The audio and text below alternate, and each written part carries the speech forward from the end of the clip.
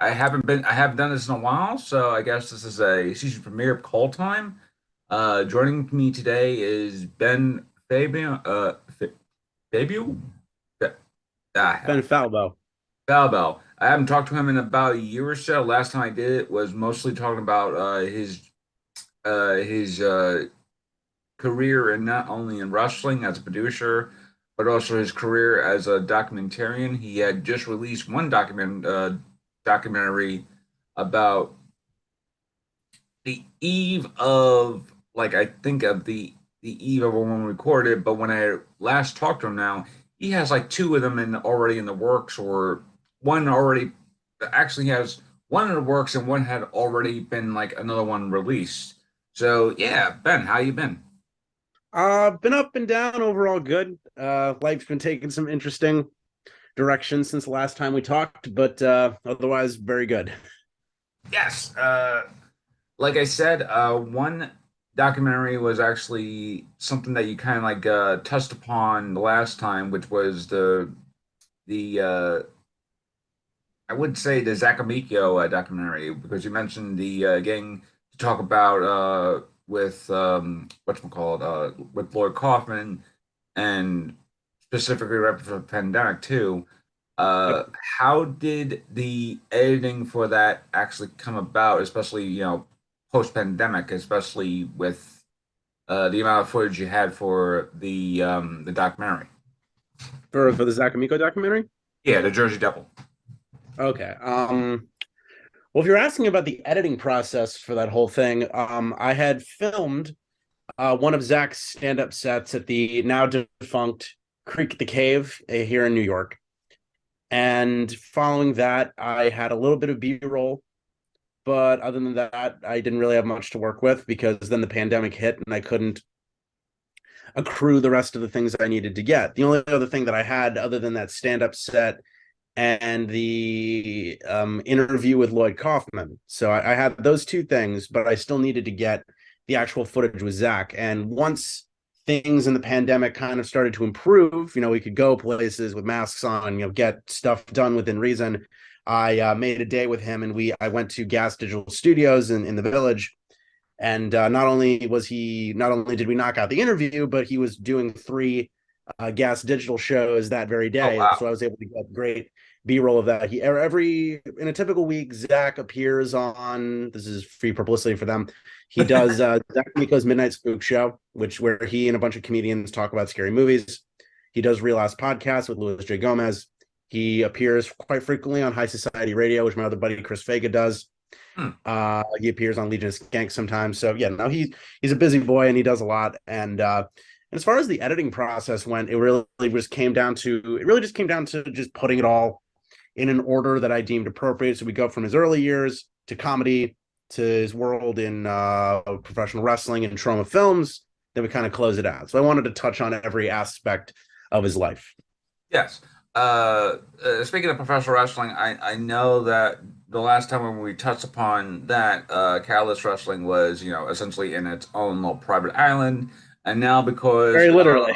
yeah, like literally private island, and now that the pandemic has sort of essentially glossed over into more of a, it's still there, but it's still like we're kind of like in the process of we're still figuring things out, but we're now going back into performances and spaces and whatnot. I've been to a couple of Catalyst shows, specifically the ones in Brooklyn, because of course, going to Jersey is a little hard because it's Jersey, and two, most of the performances I've seen in Brooklyn have been very spectacular. Uh, Oh yeah. uh, Especially since I think. No, both of the performances I mean, wrestling shows in Brooklyn had the drone. So, Yep. like the drone aspect. Uh, was that something that you had a part of, or was just something that was just kind of like, oh, someone else was controlling the drone? That came courtesy of another source. I'm not actually sure at this time, so I don't want to name them without Oh, okay. properly knowing. That came from another individual, another Source, team who third party provided source. us. who just had those tools, as you said, to Yeah. use it. And I definitely we thank them for it because that's added a wonderful new visual element to our weekly television, which we take a lot of pride in to produce every week. And the Chilo shows over the summer, over the warmer months, were among some of my favorite shows that we've done as far as creating a outdoor party experience for Yeah. people there in Brooklyn was a lot of fun. And one of the biggest joys of those shows was people who'd be waiting at the bus or just walking by the venue, just kind of peering through and being like, what the fuck is going on here? And then some of them would buy tickets and come in. Some of them would kind of loom near the fence and watch, which is perfectly acceptable. But now those I would say, just speaking, I don't want to speak for the company as a Yeah. whole, that because that's a lot of people, but speaking for myself as a member of the company, I can say that the Chilo's shows that we did, Sabotage, State of Mind, those are among some of my favorite shows that we've done. I love the vibe of those shows. I love the venue. Chilo's is a wonderful place to run, and I'm looking forward to running there at least 3 times next year when the warmer months kick off. I believe Oh we yeah. are returning to Chilo's in May. I want to Hmm. say we're returning in when the warmer months. So, for the second half of 2023, you'll expect a more Catalyst presence in Brooklyn. Yeah.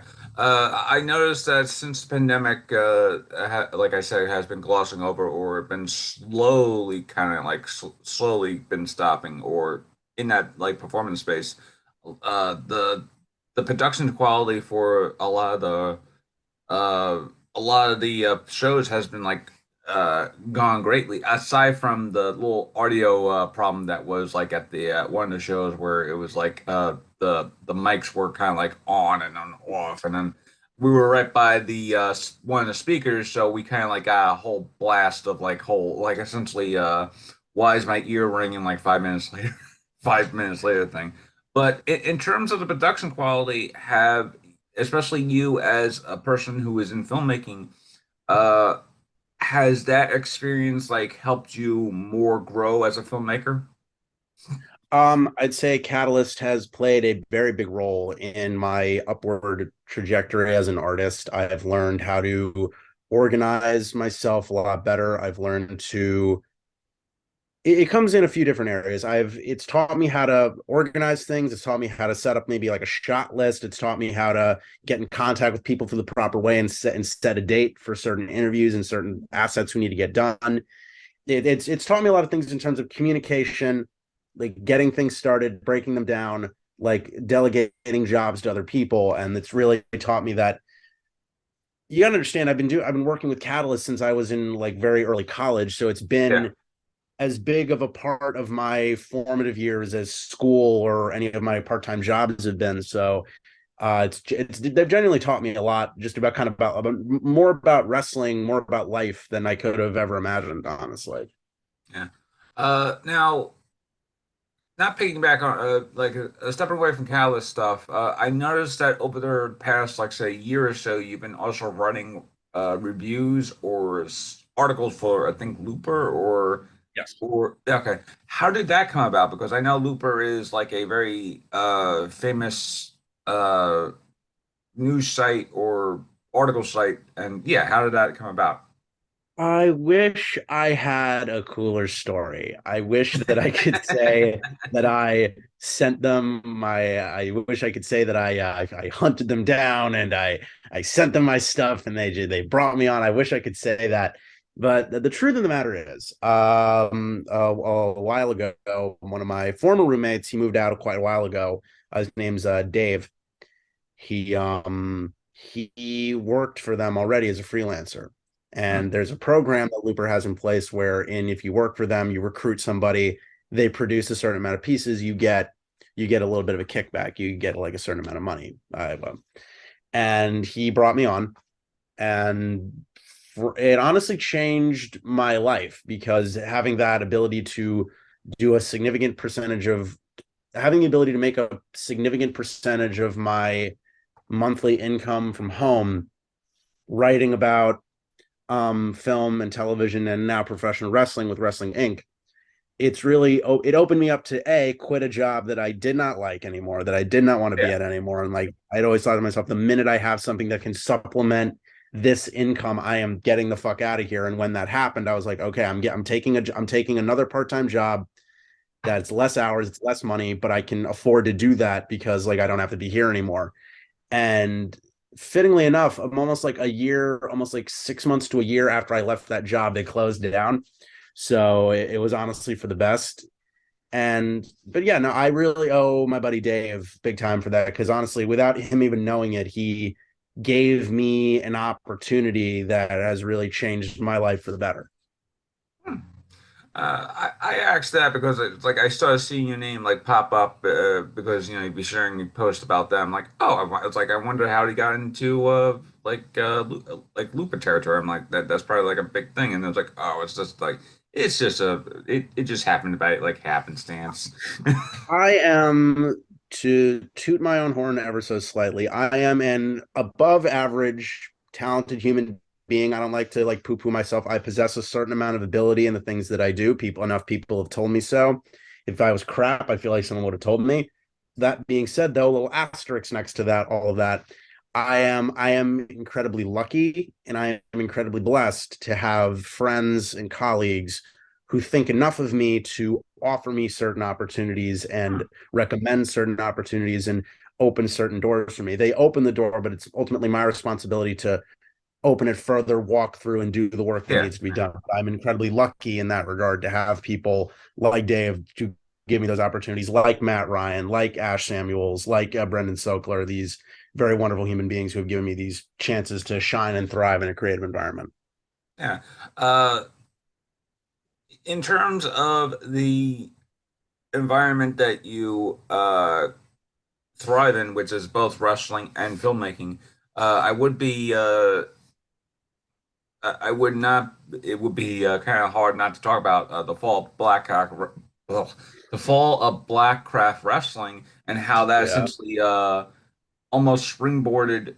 Because the last time I saw the thing was like in it's like nearly a million views because maybe because of the pandemic and people being Well, uh that's overstating it. It's oh currently sitting a little bit past 50,000 views. I wish it was a million, but I'm oh still very proud of 50,000. Okay. You know the why? It's current. because I'm a little dialect. I'm a little. I see things twice sometimes, so it's like it's very Well, cross-legged. understandable. No shame, brother. So, but yeah, I asked that because Doug Bradley kind of like popped up on AEW a few weeks You ago did. as like the voice of I would say Yep. like the House of The Black House of Black. narrator. Yeah. Yeah, and I was like, if they are leading it towards him coming into AEW as sort of like a figure father thing, I was like, I wonder if they would actually say, track it back to, the Blackcraft Wrestling, but in your like experience hearing that and then hearing kind of like the Doug Bradley type of voice of how he was speaking, were you like, oh man, it's like what, and this is just like me as a horror fan going, you think they gotta go into like Blackcraft type of role for that, or is it just like a little wink and a nod type of thing? Well, okay. That's a few. I have a few different answers to that because it's a multi-tiered I question. know because of First, the first of all, I find it hysterical that I'm the first person that anybody comes to now with any Blackcraft related inquiry or observation. That's just kind of become a part of my identity now. I will forever be the guy who, in a fit of boredom in the early just months like of the pandemic, just decided I'm just going to make this. And I have told that story on this podcast before, so I don't think I yes. need to go through that all over again. But um, it's interesting because I feel like I'm forever going to be connected to Blackcraft Wrestling for better and for worse. And I have a very, it's interesting because it's been 2 years since I put out the almost it's been a while since I put out that documentary. And I've developed kind of a weird love-hate relationship with it in a Yeah. weird way because I still love it because I'm very proud of the work I put into it. I'm very proud of how it looks and how it flows. Very proud of its visuals. I'm very proud of the song that a colleague of mine, Alistair, did. She's very talented and she did the cover of Lead Belly's in the Pines at the end of it. I'm very proud of how that came out, especially because she threw it together in like 3 days for me. I just asked her on a whim if she could. As far as the Doug Bradley thing is concerned, I'm just hoping people don't blame me for it. That's my concern. Like I didn't have anything to do with this side of things. I'm just a guy who made a movie. But if they choose to bring him in, that's great. If they don't, and it's just a voiceover, still cool Yeah. to hear him. I know for a fact though that his role as the preacher had to have been the conduit for that. Like Hmm. you cannot have Doug Bradley participate in a wrestling capacity in this day and age without anybody thinking of what went down in Blackcraft wrestling. Yeah. I mentioned one thought to finish. I do have a bit of love-hate relationship with that documentary now because I still love it for the reasons that I stated. I do feel a little weird about it now because I don't want to get into details because we're trying to keep things upbeat here. A couple of Yeah. people in it have been called out, let's say, on Yeah. certain behaviors behind closed doors. I'm not going to go into who. You can Google that Figure out yourself. who. Well, you can figure out who, but it doesn't diminish the film in my eyes. I'm still proud of it, and it doesn't ruin their bits and the information they share about the company. But it is a little awkward, especially with hindsight being what it is, to be Yeah. like, if only I had picked this person instead of that person or swapped in this person. Like, but I'm avoiding the urge to release a new cut of it with those people removed because they're still essential to the story that I'm telling. I just wish that Yeah. they had turned out to be slightly better human beings, let's say. Yeah. But I asked still about the very black. proud of it. Yeah, I asked about the Craft wrestling because of not only a documentary, but because of how Doug Bradley's kind of like voice is kind of tied into that. Because cinematic, actors being in wrestling is like that's not. It's kind of like the actors in wrestling have like kind of like intermixed for kind of like for ages. Like I remember for a while, there was Lucha Underground, and when like the big bad Yep. was the big bad. I forgot what his the character name, but there was an actor who played. Matan Sequeto.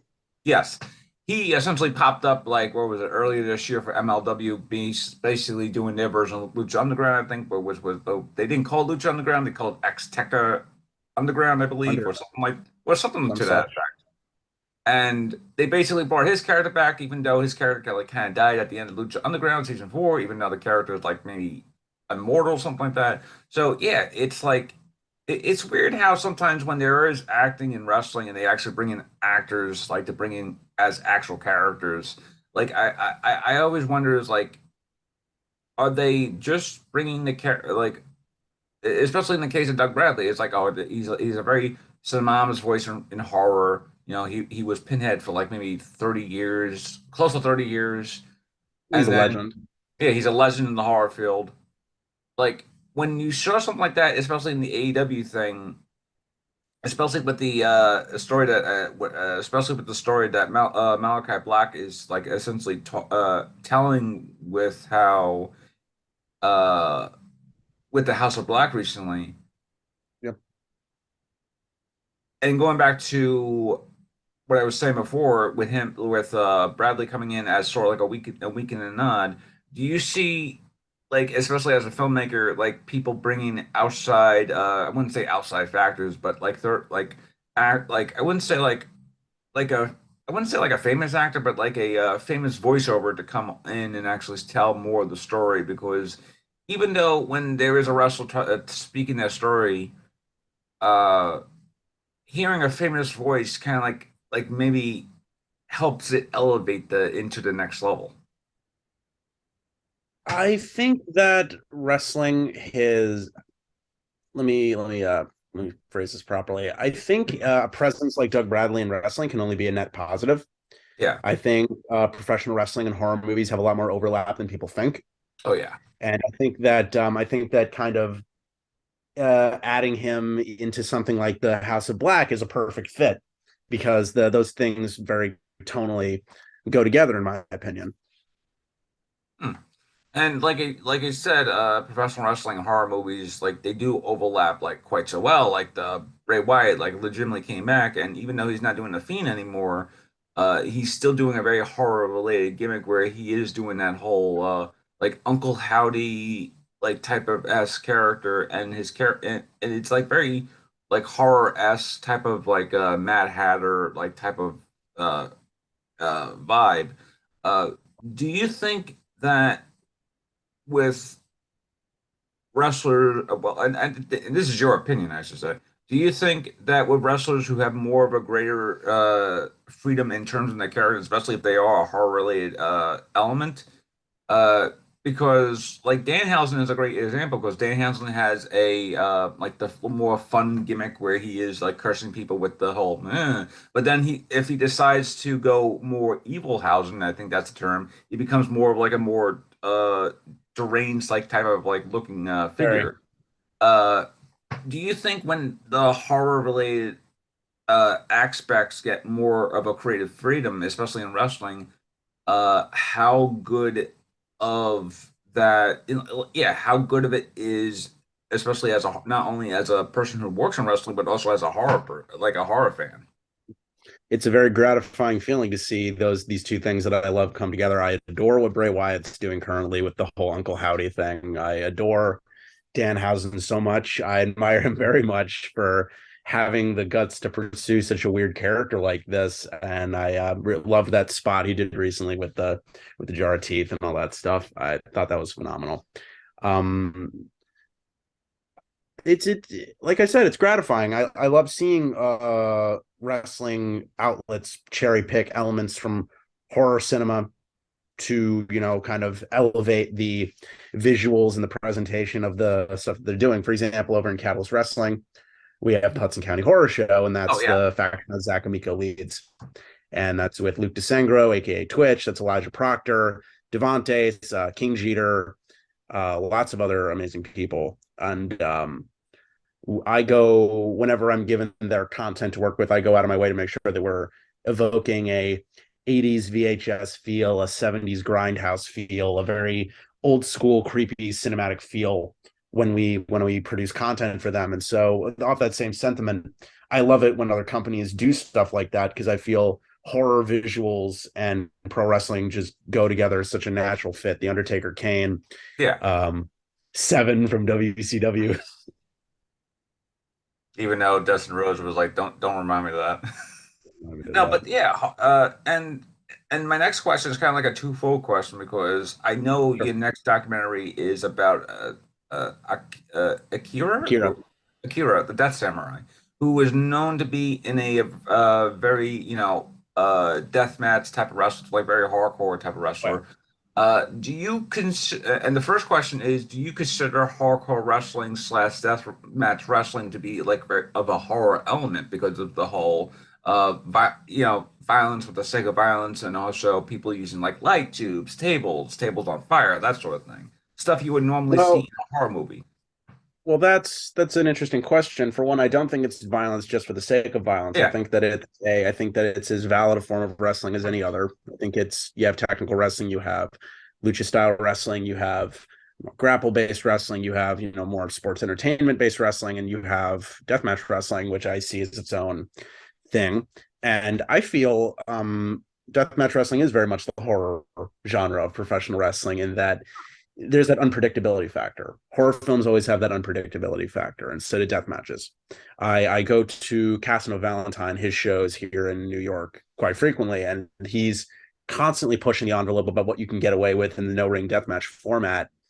And as far as Akira is concerned, he's really made that format his own. He's really leaned into this persona as the death samurai. There's a lot of crazy fucking things that a guy will do. And at the time of this recording, I haven't yet sat down with him for the proper interview yet, so I can't exactly yeah. confirm thoughts in a more detailed sense on the subgenre, so to speak. But I look forward to talking to him about it. And the art of deathmatch wrestling will be a big component of that documentary eventually. Discussing that format will be a big part of it.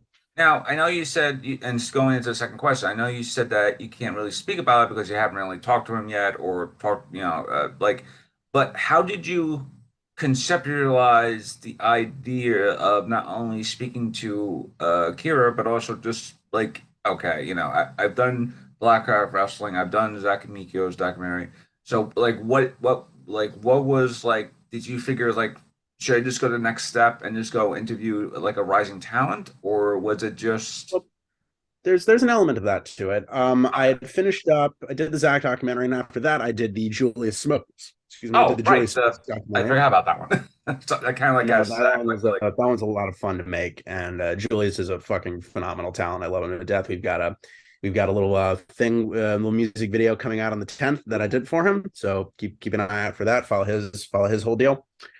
And as far as how this one came together, I was originally working on laying the groundwork for a different documentary about another professional wrestler who I work with quite frequently. His name's Lucky 13. Ooh. He's phenomenal. He's a great talent, crazy personality, amazing look, can have a good match with basically anybody. We have him at Catalyst pretty frequently. Unfortunately, as I was kind of getting ready to start organizing that, he unfortunately sustained an injury, and that's Ooh. going to kind of put that on the back burner for the time being. And I needed a new subject to follow, so I'm like, okay, Yeah. well, what do I want to do? I've done a wrestler who's a good friend of mine. I've done a comedic personality who's in wrestling, who's very big and very bright and very colorful and very violent. I've done a wrestling, I've done an indie legend, someone who's been at like Ring of Honor and the New York Indies since the early 2000s. So I'm like, okay, so I got to do something a little different now. So I'm thinking I should definitely do an up and comer, and I should definitely do someone who's local, so I could probably interview them in person.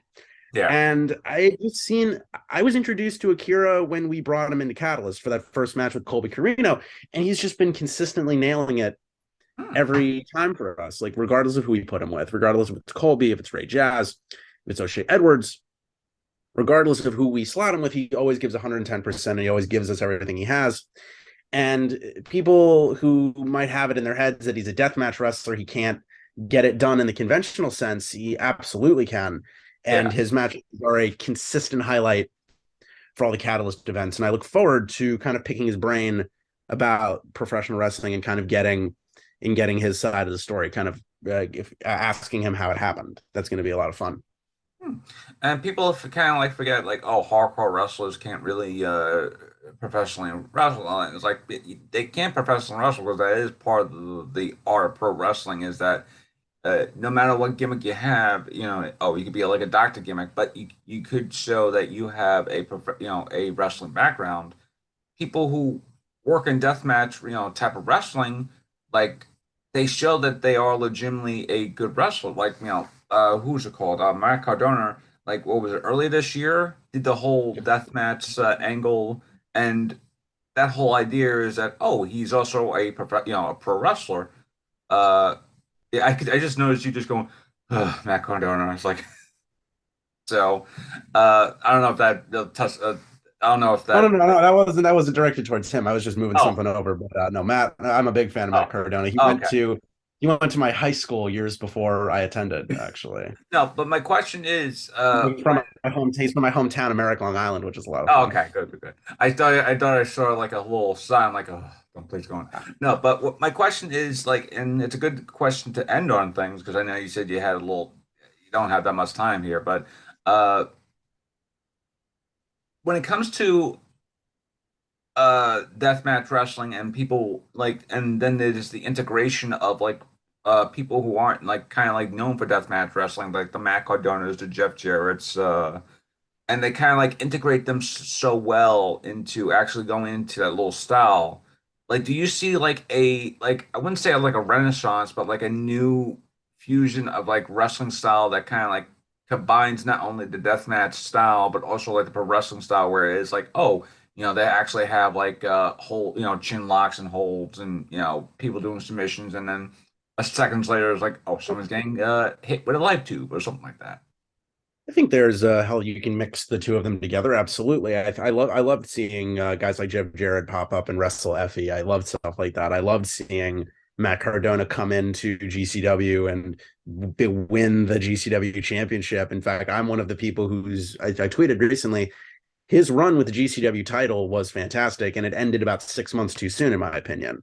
Hmm. I feel like honestly they kind of dropped the ball on not keeping that belt on him longer, especially considering like John Moxley wasn't even around to defend it that consistently. Matt Cardona was, in my opinion. So like I think that they kind of missed an opportunity on not pushing that further. And as far as what you said, kind of combining more conventional wrestling with deathmatch wrestling, I think that it depends on the environment. It depends on your distribution model, like who you are aiming this for. It also depends, in my opinion, on certain legalities. If you're in New Jersey, if you're in New York, if you're in New York, because to be fair, the athletic commission here makes it a little impossible to do proper deathmatch wrestling in the conventional sense. That's why a lot of that migrates over to the Garden State. But as long I feel, yeah, there's a lot of opportunity for that. Deathmatch wrestling to me is built on very violent visuals and this feeling of catharsis. It's like this feeling of release. Yeah. Like if you go to a deathmatch show, it's very similar to a metal concert. It's very similar to a metal show. Like it's just people screaming, there's beer flying everywhere. Like after a long week, that's the environment you want to be in to fucking let off some steam. Yeah. And Uh, it's a glorious experience. And so if you want to bring that aspect of it into more mainstream, more sports entertainment, professional wrestling, I'm all for it. I think that feeling of wrestling has to feel like a party, in my yeah. opinion. Like everyone likes a party. You wanna like feel that energy. Like I can't tell you how many times I've seen wrestling on television. I've seen it live where the crowd is they're dead. They're basically fucking drooling, and like I hate that because like I appreciate the work that the people in the ring are doing, but when the environment isn't fostering a certain amount of like energy, it's like, what are we even doing this for? So I'm like, if merging regular deathmatch wrestling with conventional wrestling results in a more interesting product, I'm all for it, honestly. Hmm. And like you said, I think it also has to do with the audience as well because I was the last wrestling show I went to was Warriors Wrestling, like literally right down the block, and Mhm. that crowd was like legitimately, even though it was a small crowd, because again, St. Finbar's is like it has a very small gymnasium. Anybody who's been in Brooklyn or in the tri-state kind of like knows how kind of like how gymnasiums work. But the crowd was essentially as hot as anything, especially if it was like maybe like 80 people, 100 people there. I kind of forget. And there were like legitimately some great matches that were like very hard hitting type of matches that weren't like part of like that whole like the hard hitting type of matches, and then there will be like very classic type of matches where it is like they kind of like blended the two styles together. But that's a different that's a different yeah, that's a different conversation altogether. I know you kind of have a busy day today. I have a busy day today. I got work later, but that's a different thing. So, Ben, thank you again. Oh, before I go, I know you mentioned your two projects already. Is there any type of other projects that you kind of like want people to like watch to get to know more about like who you are as a filmmaker? Okay. There are a few projects that, especially in 2023, I'm going to be putting a lot of. If you want my most frequent, up-to-date content, you got to subscribe to my YouTube channel. That's Benjamin Falbo. It's just my name. You'll see a nice little thumbnail of me with static in my eyes. That's how I know it's me. You'll see a nice mix of these docs, some media reviews, movies and television, other stuff if I feel like it. It's basically my ever-evolving video portfolio is my YouTube channel. Um, excuse me.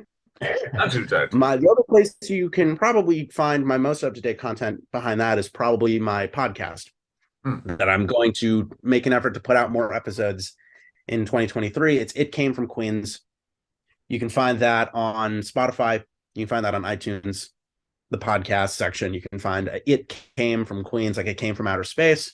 And I've done a couple of episodes I'm very proud of. I have frequent guest is my friend Stephanie Satili, my friend Hannah Harkness, me and I did an interview recently with Trevor Henderson, the gentleman who created Siren Head, and I'm very proud of that. That was a great interview. So I'm very happy with how that came out. As far as other projects, I am in the process of collaborating with my very good friend of almost a decade now, Matthew Koffler, who's a filmmaker in his own right. And we are working on, I'm not going to give away details of exactly what it is yet, but I can say that it is a film. It will more than likely be horror. It'll most likely be found footage. And that's really all I can say at this time because we're still kind of building it out. But I more than guarantee you when we start doing press for whatever we end up doing, you'll be one of the first people to know. So that's Thank all I you. can say for now. Thank you. That means a lot to me considering I'm like a very small type of independent local like New York thing. So, Ben, thank you again for taking the time out of your busy schedule. Uh, anyone who, I mean, and of course, as always, those who are still watching, please be well, please be safe, and take care, everybody.